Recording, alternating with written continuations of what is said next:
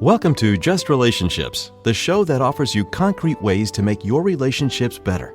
Whether it's your boss, your spouse, your children, or your friends, the quality of your relationships in life directly affects how you feel about yourself and the success you achieve. Your host, Dr. Duffy Spencer, a psychotherapist, telecoach, author, and seminar leader, will interview top experts to help you learn to manage this essential part of your life. And now, here's your host, Dr. Duffy Spencer. Greetings to you. Well, you are in for such a treat because Just Relationships is offering you relationship protocol. Yes, we actually have an official relationship protocol written by none other than Debra Roberts. Debra is a licensed professional social worker. And how to talk, defuse, and build healthier relationships. And what Debra has done as a clinician herself is to take all the complexities of getting along with people. And this is people who are closer to you. We're looking at intimates now. Although I think it probably could be applied to general relationships, telling us exactly how to do it. Welcome back, Debra Roberts, because you've been my guest before. It's so nice to be here again, Dr. Duffy. Oh, so nice to have you. And so the idea of you writing a book called Relationship Protocol and really literally spelling out the steps to take and the adherence to those steps. And I think the best thing is for you to just start with the template that you have set up. You've set up 2 key elements and 4 steps and 1 mantra that is the summation of the above. So would you just tell people what you're asking them to do? Sure. To have better relationships, of course. Of course. You know, I was working as a clinician for many, many years and also doing a lot of business consulting, and I'm trained as a trauma consultant. And I just kept finding that when you taught people how to talk to each other and how to understand the fundamentals of getting along and resolving conflicts, that everything changed. The quality of their lives changed, the quality of their relationships changed. And I probably said this to you before, but my thinking was, doesn't everybody teach this? You know, it just seemed very natural for me, and I was doing it for a long time. And after 20 years of doing it, to be honest, and having those kinds of conversations with my clients, this is what came out of it, because I found out doing my due diligence that no one is teaching fundamentals of that's really all this is. This is the rudimentary way of looking at relationships. I think I've always felt as a clinician, as a consultant, that I am very practical. I'm the logical person. I'm not woohoo or whatever it is. It has to make sense. And that's what this model is. So the relationship protocol, as you mentioned, has 2 key elements and 4 steps. And the 2 key elements are the backbone of the model. And what they are components that exist in every healthy relationship, in every healthy interaction. And the truth is, whether it is a close relationship or even an interaction you're having with someone that you want to have a good outcome, or a work relationship, a friend, anybody. Do you want me to go into a little bit of... Yes, please. And before you do, Debra Roberts, I would like to just make mention that what you're saying, this is the 4th R, right? When we say the 3 R's. This is the freaking 4th R, relationships. Yeah. And I share with you the lamenting of that. I mean, I taught communications at Nassau Community College for many years and teach communication skills in the corporate world. And so there are a lot of people teaching these things. A lot of people, everything is proportionate, right? Yeah. We need to have it everywhere, all the time. Education on relationships. And that's why I am so happy to be the host of Just Relationships for over 30 years. Yeah. It is only 30. Yes. So tell us, okay, so the two key elements are the backbone in what it takes to be relational. Yes, exactly. That's exactly the way to. I always enjoy talking to you because we speak the same language. Yes, exactly. Yes. So the two key elements are commitment and shifting your thinking. The first and mandatory ingredient is to show up in a committed way, which means essentially you have both feet in. The other person knows you are as invested in the outcome and in the relationship, in the interaction, whatever it is that you're demonstrating your commitment to is unquestionable. Because if we are half in, if we threaten, if we don't fully show up in a way that the other person receives our commitment, then that breeds a lack of connection, trust. Everything can be more casual and safety. It's all about safety. Yes. Yeah. Yeah. So commitment is the first thing. If you don't have it, as I like to say, you got nothing. If it's important to you. The next thing, and consistent, by the way, consistently showing up in a committed basis, that is how you trust. The next one is shifting your thinking, and that's about being relational. When you and I are having a conversation, I am aware that I'm talking to another person, first of all, and that my job is to also connect with your experience, that there are two of us having the interaction. So what you think, feel, say matters to me. Your experience matters. And the crux of the relationship protocol model is the more important the relationship is to you, the more important it is that you demonstrate an understanding of the other person's experience. Yes. The second element, I would say, shifting from me to we. Shifting from me to we, shifting from I to us. And I call that going from turning away to turning towards. And, it's powerful stuff because when I talk about turning away now, I've expanded how I explain it. And it's everything from we're having a conversation and I'm looking at my phone so you don't get distracted. So then I say, right. What were you saying? Which is nothing. We all do something like that at some point. To I'm annoyed at you, so I'm not as interested in what you're saying. So I'm kind of partially turned away. And, you know, I may give myself permission to speak to you in a way that I wouldn't normally, but I'm annoyed at you. So it's more about me, not about us. And sometimes that can be dangerous when we are fully turned away. When I was working more actively with very conflicted relationships, everybody's turned away. They're protective of themselves. They're more in their own head. So it is about I and me and my needs, not us or we. So that's also turned away. And then the last one that I've since added is when we have a bias against a group of people, a different department at the company, or someone because of their sexuality or their race or their politics. And we are so invested in our negative belief and we are unwilling to listen or turn towards the other person. And what I say these days is when you're having a conversation with someone and they are so locked into their thinking, they are fully turned away. And you may not be able to have a conversation with that person to the extent that you would like. So it's a good gauge for understanding when to push a little bit and when to encourage and have a conversation versus when, I don't want to say don't waste your breath because that sounds disrespectful, but to be able to assess a situation, to be as protective of yourself as you need to be as well. And a group of people who are turned away toward another group is one of the most dangerous things that we can be exposed to these days, I think. Dangerous, lethal, toxic, violent, all of that. Exactly.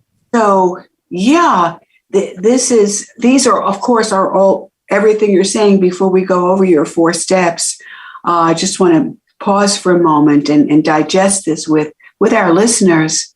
The idea of a commitment. How many people threaten to end the relationship immediately? I'm also trained in Imago, relationship therapy. Of course, Harville Hendricks developed it, and he talked about no exits, right? That was his term, no exits. Cut off all the exits in your relationship, where people go to avoid. That's and right. It could be something seemingly innocent, like reading one romantic novel after another. It doesn't have to be a substance abuse or desertion or overt neglect or, of course, verbal abuse. But sealing off exits was his term. So these are all so much easier said than done, Deborah, but we have to look at what the basics is, as you say. What are the basics here? Yeah. And I think that's the other reason I like to give these terms, because if I know that I'm upset with my partner and I think to myself, oh, I'm turned away and I care about this person. So one thing I'll add is, for the sake of something bigger than ourselves as individuals, that's what makes us turn towards. So for the sake of my relationship, for the sake of my marriage, I'm going to be nice to my mother-in-law. It goes that far. But that's what we turn towards. We shift our thinking because the other person matters. Right. And we remember that. That's right, Deborah? We remember you matter, and we state positive intention, which is one of your steps. You matter to me, and I want to matter to you. Right. So, yes, that's a choice, isn't it? 100% commitment, no matter what. And of course, that is outside of abuse. We can look at the notion of unconditional love, conditional love. I'd like your comments on that as well. But I would like to just have people up front see what the relationship protocol actually is. And this is Dr. Duffy Spencer, and I am interviewing Debra Roberts, author of Relationship Protocol. And I assume you can get the book anywhere. Right, Deborah? Yeah. Amazon, Barnes. Yep. Yes, anywhere. And because I recommend to everyone that you keep this handy, and that you keep studying it and reviewing it, because I think what you're talking about requires a mindful, conscious resolution, a daily resolution. My intention today is to follow my relationship protocol that I have chosen to follow. Commitment, and then the second element is the shifting from me to we or I to us, to have a relational perspective, not just, as we know so well, the term, the me generation. A solo perspective. Yes, good, well put. Yeah. A solo perspective. And we all do it. We all turn away sometimes. It's normal, natural. Right. It's when you lock in. It's when you give yourself permission to name call and do things that under different circumstances you wouldn't. That we need to be self-reflective and say, whoa, that wasn't very nice, or I wouldn't want to be on the receiving end of that. So putting yourself in the other person's shoes, reminding yourself that they matter to you. And when you behave that way, you're kind of breaking your commitment a little bit too. So it's about trust building and being kind and all that good stuff. All that good stuff that we talk about so much, and we either don't get it, we don't want to get it.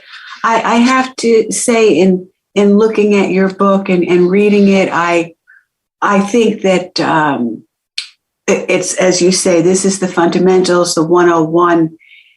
Yet we're looking at the subconscious is so powerful. And people don't even know what they're doing. They're not even aware that they're in their primitive brain, that they're in their reactiveness, the fight, flight, even the freezing, the fawning. But again, what we're doing right now is we're laying it out. So the two elements, commitment and shifting perspective to the us place, from the solo perspective to the us perspective. Yes. Yeah, it's shifting from turning away to turning towards. It's demonstrating commitment. And these are things that you can realize, gee, I'm not functioning that way in my relationship. And you can shift your thinking as quickly, and say to yourself, I need to show up differently. I can be the product of change. I can affect change in my relationship, in my life, if I show up and I pay attention during my interactions to what the other person is saying, to how they're feeling, and how I show up. Are people seeing me as committed? They are critical and they are changeable. As you mentioned, the human brain, we're not locked in. New memory networks can grow all the time and get pinged and become part of how we function, because most people did not learn this in their childhood homes. They don't teach this in school. You may get a class now and again, as you know, but it's not something that is fundamental that children learn or college students learn, or people before they get married, they can go to pre-K, but even that's different things that are done. They're short term, and communication is a part of everything that we do and how we interact with our world. Knowing how to do that is so important to feel equipped and confident. That's my speech. Equipped and confident, educated, aware. And you talk so much about choice, Debra Roberts. So it is true that we human beings do have the capacity to shift our values, make new choices, and hold ourselves accountable. That's right. And I like how you put that. How am I showing up? And to think of ourselves as positive change agents. Absolutely. Absolutely. And big changes can happen when you show up differently. Oh, for sure. You can tell it vibrationally. Yes. It's in the air. It's in the air. So the third element that you've added is be aware of your biases. Well, it's part of turning away. So it's still part of key element number 2, but I've incorporated into a newer, I just created a course for the workplace, and I decided that it was time to put this, put pen to paper kind of a thing, and included this, really thought this through of how do I explain the range of turning away. And as I said, it's everything from looking at your phone, not paying attention, being angry at someone that you're having a conversation with, all the way to genuinely having a true bias against another group of people or person. And that's the furthest extreme of being turned away. So it really fits right in there. And when I teach communication skills, I refer to the horn effect as opposed to the halo effect. The horn effect. I put horns on someone, right? An individual or individuals. And that means that everything they do, I interpret in a negative way. That's right. Whereas the halo effect, white boys doing the same thing, drinking beer in the woods, has a very different reaction to when Black boys do it, or kids do it, or Latinos do it, or minority groups do it. Oh, they're he's just sowing his wild oats. He's a boy. Versus this is a dangerous element. We've got to put him in jail and teach him a lesson. So the halo versus the horn effect. And I talk to people about what would happen if you took the horns off this person, and can you find positive things about them? Sincere. Can you do that? Because there's even a resistance to that when we have put horns on someone. Yeah. It's a tough situation. And I think people like yourself and, what I'm doing, trying to break that code is very important to wake people up. I like that. Break the code. Break the code. So how do we do that first we have to become aware of our negative bias, and then we look to do something about it. You have to want to. You have to want to. You have to want to. Yes. And why would you want to? That's a good one, right? It is such a good one because it's key to all the work I've ever done. I've worked with business owners who were ready to dissolve their company, couldn't sit in the same room together. couples that were headed for divorce and in the most acrimonious way for years. And in a very short amount of time, I was able to turn things around. I have a skill set, but at the same time, my skill set didn't matter if they didn't want it. Right. So good point. That's why I always say that. If people came in to see me or I was meeting with anybody, I always say, I can't make you want it. But if you want it, I'll help you try and achieve it. So if you want the shift and you understand the concept of turning toward and turning away, you realize you're turned away. It's up to you to say, I care about how the other person feels. I don't want them to see me as a bad person. I don't want my company to dissolve. I don't want my marriage to end. I don't want my kids to be upset. You have to realize you have a piece in this and you have to want to change. To me, that's what it's really at the crux of all of it. And don't we all benefit from the double win, right? When we look at it that way, rather than the I win, you lose. Yep. That's right. Certain people are going to replace us, so we have to get rid of them. Versus this, I always use the metaphor: make the pie bigger. Right. It's not like we're fighting over pieces of the pie. Let's all make the pie larger. I like we can do that. We'll become baker. Yes, become a baker. Become a baker, like become a rainmaker.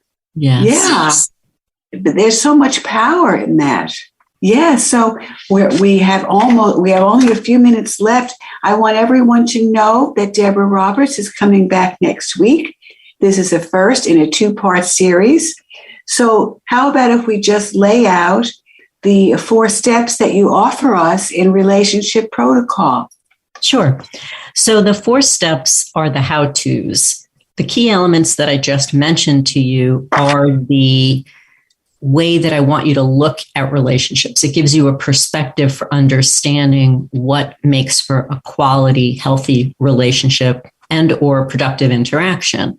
The steps are the how-tos. Now, how do you have the conversation? What do you do when there's a conflict? How do you build trust? Step number 1 is how you start it, stating your intentions up front. That's step 1. And I give you some examples of what they are. And then step 2 is I'm going to be kind. I'm not going to be mean or sarcastic. And the reason for step 2 is not because it sounds simple or sweet. It's because kindness is what builds that safety net. And kindness is what makes people trust you and see that you are safe. And as soon as we are mean or sarcastic, it makes them take a step back. It's off-putting. And underneath that is now you have to rebuild that trust again, because now I'm not safe with you. So it's super important to not minimize the value and the weight that kindness really does have in our interactions. And that's why I made it one of the steps. Right. Everybody loses. Everybody loses. Everybody loses. Yes. Step, you want to keep going here? Okay. Step number 3 is I'll never do anything to intentionally hurt you. And that comes into play when there are conflicts, and that regardless of whether it was intentional or not. And if you think of the entire relationship protocol model, because I'm committed to you and because you matter and I'm turned towards you, and because I'm stating my intentions and I want to be kind, and I don't want to hurt you in any way, I'll never do anything to intentionally hurt you. If you tell me that I've upset you, or if I notice while we're speaking that you're upset, I own my part.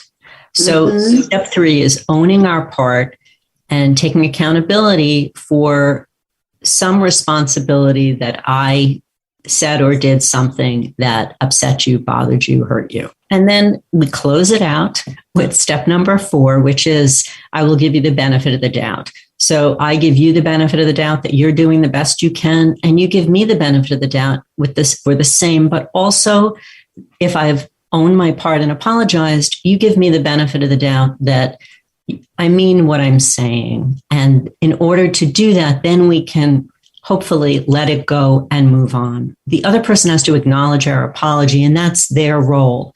And also you can give someone the benefit of the doubt for all of the relationship protocol, that they are committed, that you do matter, that they are trying, that they are kind, and all that good stuff. So the model works together to give you the perspective and the how-tos for having the conversation so that everybody can feel more confident in how they show up and how they represent themselves in any interaction. This isn't just for, how to show up in your marriage. It's with your children, thinking differently. How do you want them to see you, your connection with them? So that's a wonderful question to ask on a regular basis. How do I show up? Mm-hmm. How do I want to show up? How am I showing up here? Yes. And in the here and now. Yes. Because we have the primacy effect, but we also have the recency effect. Mm-hmm. Yes. And so that's very heartening to think, we have the primary. When you first met me, you didn't like me, but what have you done for me lately? So we have the recency effect. Yes. So, is this person the same as they were when I first met them? And I had a bad impression. So, So we only have a minute left, Debra Roberts. And I just want to give the example of what you talked about for the stating your positive intentions. And the sentences are, I want to get along with you. I want to be closer to you. And if relevant, I don't want to fight with you, which is usually pretty relevant when you're with intimates. Bach wrote the book, The Intimate Enemy, like almost 50 years ago, How to Fight Fair in Love and Marriage, calling it the intimate enemy. And I'm just thinking, when you talk about apologizing, Harriet Lerner wrote a whole book on, why doesn't he apologize? That's right. I mean, this stuff is so profound, it's so difficult to achieve, but again, we spearhead it. Mm-hmm. We spearhead it with intention and perspective.